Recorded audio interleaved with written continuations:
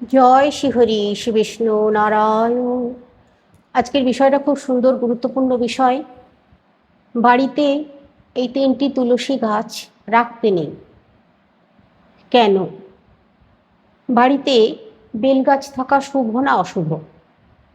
আমাদের জীবনে কি প্রভাব ফেলে? কারি পাতা গাছ বাড়িতে অনেকেই বলেন রাখা যায় না। আমাকে অনেকেই জিজ্ঞাসাও করেছেন, তো সত্যি কি তাই?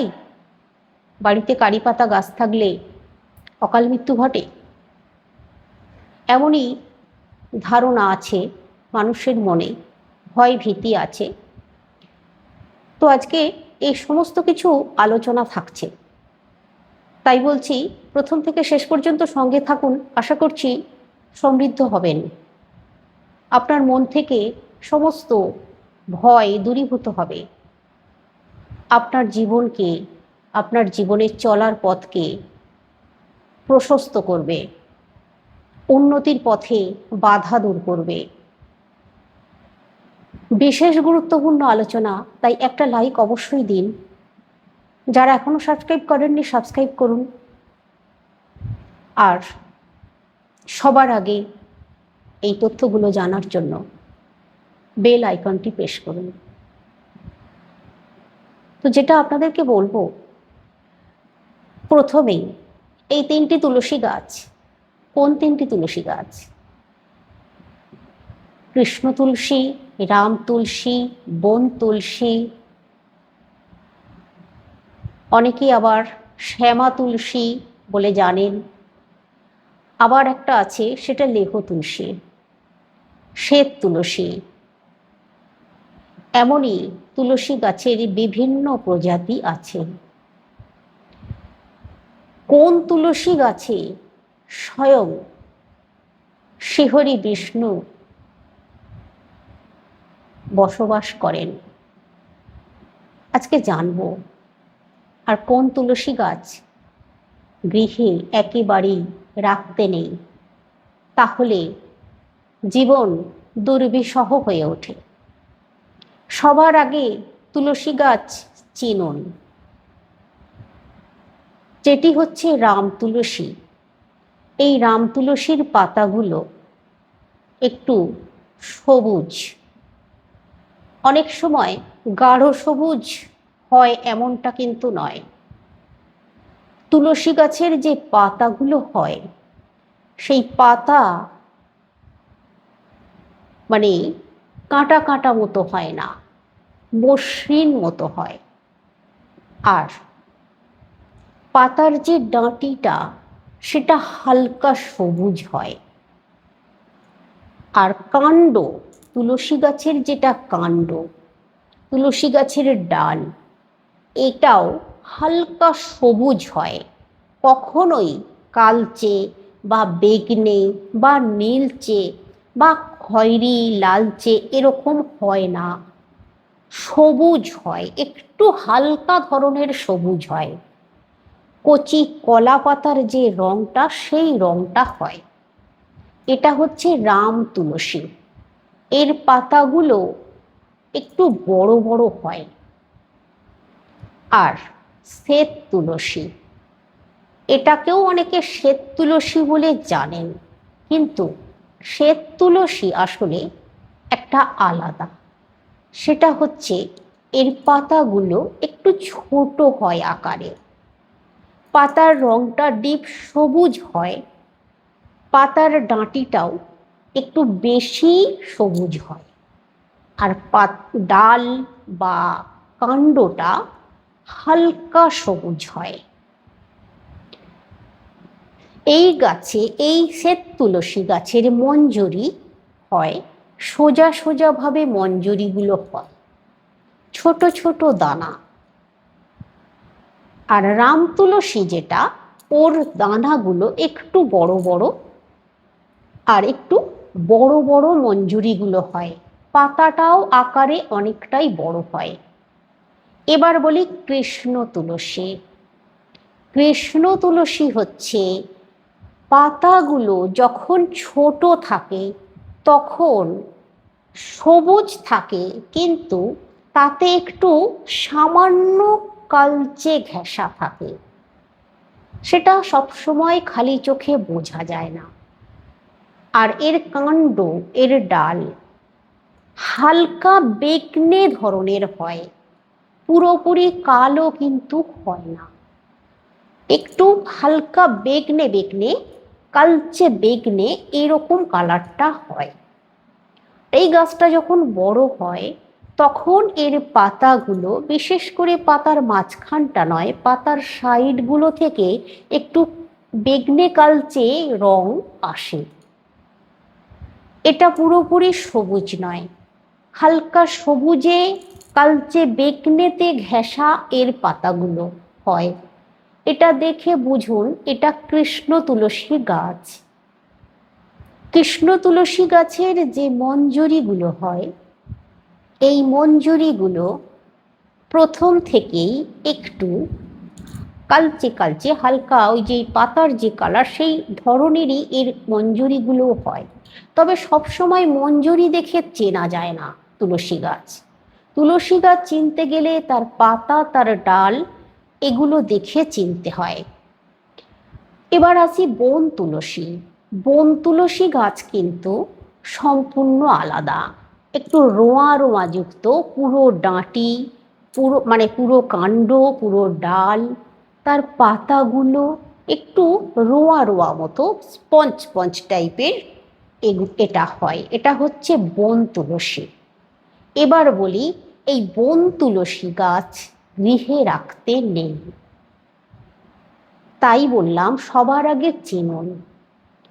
আর কৃষ্ণ তুলসী গাছ এবং শ্বেত তুলসী গাছ গৃহে রাখা সব থেকে শুভ। আপনারা চাইলে রাম তুলসী গাছ রাখুন, সেটাও শুভ। কৃষ্ণ তুলসী, শ্বেত তুলসী, রাম তুলসী গাছ রাখা যায়, কিন্তু আপনার ঠাকুরের মঞ্চ যেখানে আছে, তুলসী মঞ্চ, সেখানে 3টি তুলসী গাছ রাখবেন না, সেখানে 2টি তুলসী গাছ রাখা শ্রেষ্ঠ উপায় বলা আছে শাস্ত্র মতে। মানে এর শ্রেষ্ঠত্ব, এর থেকে সর্বশুভ জিনিসগুলো আমাদের জীবনে আসে। 2টি তুলসী গাছ, একটি শ্বেত তুলসী অথবা রাম তুলসী, একটি কৃষ্ণ তুলসী, এই 2টি গাছ একই টবে বা একই মঞ্চে রাখুন, ভালো ফল পাওয়ার জন্য, গৃহের উন্নতির জন্য, গৃহের সুখ শান্তি বজায় থাকার জন্য। এবার বলি, এই তুলসী গাছ যখন বড় হবে, যখন এর পাতাগুলো হলুদ হতে শুরু করবে, তখন অবশ্যই হলুদ পাতাগুলোকে ঝাড়িয়ে দেবেন। তুলসী গাছের গোড়া আশপাশ পরিষ্কার রাখতে হয়, এ তো আমরা সকলেই জানি। তুলসী গাছে প্রতিদিন জল অর্পণ করতে হয়। কিছু কিছু দিন আছে যেগুলোতে নিষেধ করা আছে, যেমন রবিবার, অমাবস্যা, পূর্ণিমা, একাদশী, দ্বাদশী, এগুলোতে তুলসী গাছে জল অর্পণ করা যায় না। চন্দ্রগ্রহণ, সূর্যগ্রহণ, এগুলোতে তুলসী গাছে জল অর্পণ করতে নেই। তুলসী গাছে কাছে সব সময় চেষ্টা করবেন কোনো কাঁটা জাতীয় গাছ রাখবেন না। এবার আপনাদেরকে যেটা বলবো, বেল গাছ সম্বন্ধে বলছি। বেল গাছ বাড়িতে রাখা শুভ না অশুভ সেটা সবার প্রথমে জানা দরকার। বেল গাছ বাড়িতে রাখা অত্যন্ত শুভ, এমনকি শাস্ত্রমতে এমনও বলা আছে, বাড়ির পাশে যদি বেল গাছ থাকে অন্য কারোর জায়গায়, বা আপনার বাড়ির পাশে আপনার জায়গায় নয়, তাহলেও আপনার লাভ আছে। তবে বেল গাছ অচ্ছুত হয়ে গেলে, বাড়িতে ধরুন বেল গাছ আছে, বেল গাছ যদি অচ্ছুত হয়ে যায়, তাহলে সেই বেল গাছ বাড়িতে রাখতে নেই। সেই বেল গাছের শোধন করে কোনো ব্রাহ্মণকে দিয়ে সেই বেল গাছ কাটানোর ব্যবস্থা করতে হয়। আর বেল গাছ বাড়িতে কোন দিকে রাখলে শুভ ফল পাওয়া যায় আপনাদেরকে বলি। বেলগাছ যদি আপনার বাড়ির পূর্ব দিকে থাকে তাহলে আপনার বাড়ির সন্তানদের পড়াশোনার সঙ্গে সম্পর্কযুক্ত হয়, আপনার সন্তানদের পড়াশোনায় মনোনিবেশ হয়, পড়াশোনায় অনেক বেশি উন্নতি করতে পারে, এমনকি চাকরি বাকরির ক্ষেত্রেও বাধা আসে না। বেলগাছ যদি পশ্চিমে থাকে তাহলে সন্তান লাভ হয়। মনে করুন কারোর বাড়িতে সুসন্তান লাভ হয়, আবার কারোর বাড়িতে যদি সন্তান আসছে না এমন কোনো থাকেন কেউ, সেই ক্ষেত্রে একটি বেলগাছ পশ্চিমে যদি কেউ রাখতে পারে সন্তান সম্ভবা হওয়ার সম্ভাবনা 100 গুণ বেড়ে যায়। তবে বেলগাছ দক্ষিণ দিকে রাখলে যে কোনো দুর্ঘটনা থেকে রেহাই পাওয়া যায়। বেলগাছ যদি আবার উত্তর দিকে রাখা হয় তাহলে ধনসম্পদ বৃদ্ধিতে সাহায্য করে। তাই আপনারা আপনাদের প্রয়োজন মতো যেদিকে যেদিকে বললাম রাখুন সেই উপকারের জন্য, কোনো বাধা নেই। বেলগাছ বাড়িতে থাকলে সেই বাড়িতে কেউ বান, গুণ, তোপ, কালা জাদু এসব করতে পারে না। বেলগাছের কাঁটা সেটাকে হরণ করে নেয়। বেলগাছের কাঁটা হচ্ছে বান, তাই কেউ বান মারতে এলে সবার আগে সে বান খেয়ে যাবে। এবার যেটা বলবো আপনাদেরকে, বেলগাছের পাতা। বেলগাছের পাতার বিভিন্ন আধ্যাত্মিক নাম আছে। সূর্য, সুদর্শন, এরকম ধরনের আধ্যাত্মিক নাম আছে। 3টে পাতার 3টি নাম। যেমন ধরুন সূর্য, চন্দ্র, সুদর্শন, 3টি পাতা। সূর্য, চন্দ্র, সুদর্শন, 3টি পাতার এরকম নাম আছে। আবার ব্রহ্মা, বিষ্ণু, মহেশ, 3টি পাতাকে বলা হয়। তো এই যে বেলগাছের 3টি পাতা, এই বেলগাছের একই ডাঁটিতে 3টি পাতা, এই বেলপাতা ভগবান শিবের এতটাই প্রিয়, তাই ভগবান শিবের মাথায় কেউ যদি প্রতি সোমবার একটি করে বেলপাতা চাপাতে পারে গঙ্গা জল ঢালার পর, তার গৃহে সবসময় প্রহরীর মতো ভগবান শিব রক্ষা করেন। তার গৃহকে কখনো ক্ষতি হতে দেয় না, তার গৃহের মানুষজনদের অনেক বেশি উন্নতি আসে। তাই বলছি বেলগাছ গৃহে রাখা অত্যন্তই শুভ। এবার যেটা বলবো, বেলগাছের আশপাশ পরিষ্কার রাখতে হয়। বেলগাছ বাড়িতে থাকলে যেদিকেই থাকুক সেই দিকে অন্তত সোমবার দিন বেলগাছে একটু দুধ অর্পণ করলে আর বেলগাছের একটু মোমবাতি জ্বালিয়ে দিতে পারলে খুব ভালো ফল পাওয়া যায়। আর বেলগাছের আশপাশ খুব ভালো করে পরিষ্কার রাখতে হয়। তবে শেষ কথা বলবো, বেলগাছ কখনোই বাড়ির সামনে রাখবেন না, একেবারে সদর দরজার সামনে বেলগাছ রাখতে নেই। একটু সাইড করে আপনারা রাখতে পারেন, ঈশান কোণে আপনারা বেলগাছ রাখতে পারেন, কোনো অসুবিধা নেই। তো এরপরে আপনাদের যদি কোনো প্রশ্ন থাকে বা জানার থাকে অবশ্যই আমাকে কমেন্ট করুন, আমি জানাবো। এবার যেটি বলবো সেটি হচ্ছে কারি পাতা গাছ।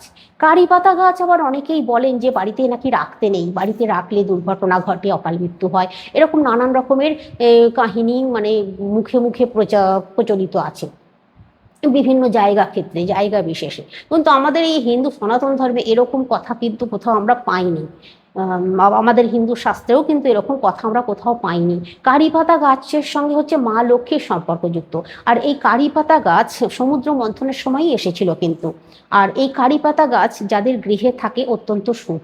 তবে এই গাছেরও কিন্তু কোনো নির্দিষ্ট দিক নেই। আর সদর দরজার সামনাসামনি এই গাছ আপনারা রাখতে পারেন, খুব ভালো।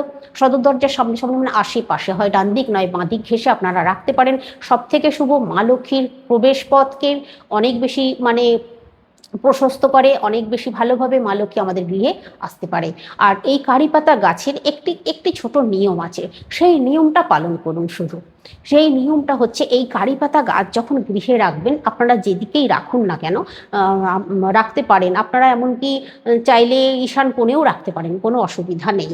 তবে একটা শুধু মানবেন, সেই দিকটায় রাখবেন না, সেই দিকটা হচ্ছে উত্তর, এই দক্ষিণ পশ্চিম দক্ষিণ পশ্চিমের যে কোণটা, এই দক্ষিণ পশ্চিমের কোণটা তো রাহুর দিক, তাই এই দক্ষিণ পশ্চিমের কোণটাকে আপনারা এড়িয়ে যাবেন। এইখানে মা লক্ষ্মীর এই গাছ রেখে দেওয়াটা খুবই মানে অশুভ ব্যাপার হয়ে যাবে।